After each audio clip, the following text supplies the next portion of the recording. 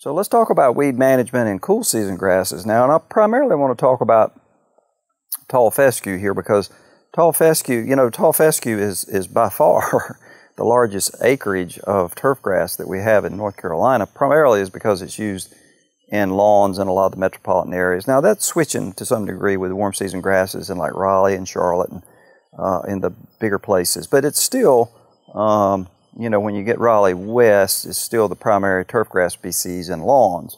Again, that's changing a little bit with our warming climate, but let's talk about tall fescue. I get a lot of questions about Poa annua control and tall fescue.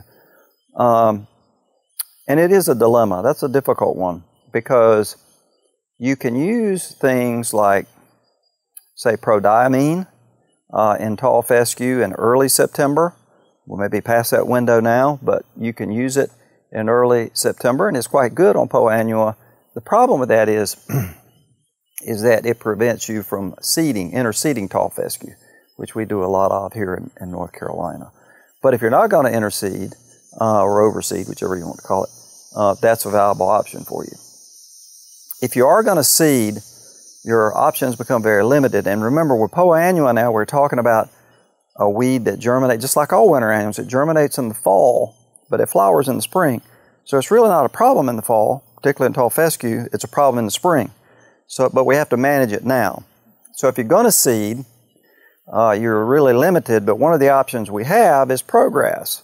So you can seed tall fescue, let's say in September, and then you can come back in early October and make a ProGrass application. In fact, it's probably going to take 2 applications at 3-week intervals. So that's an option for you to manage Poa annua.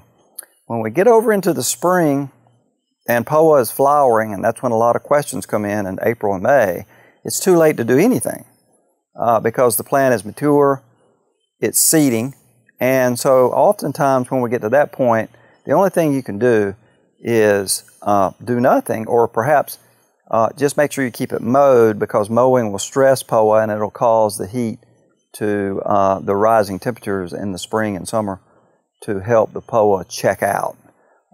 So it puts more stress on Poa. So keep in mind that when you get over into March and April in tall fescue and cool season grasses, there's really not anything we can do to take Poa out. So concentrate your efforts in the fall, and that's the best management strategy we can offer for you.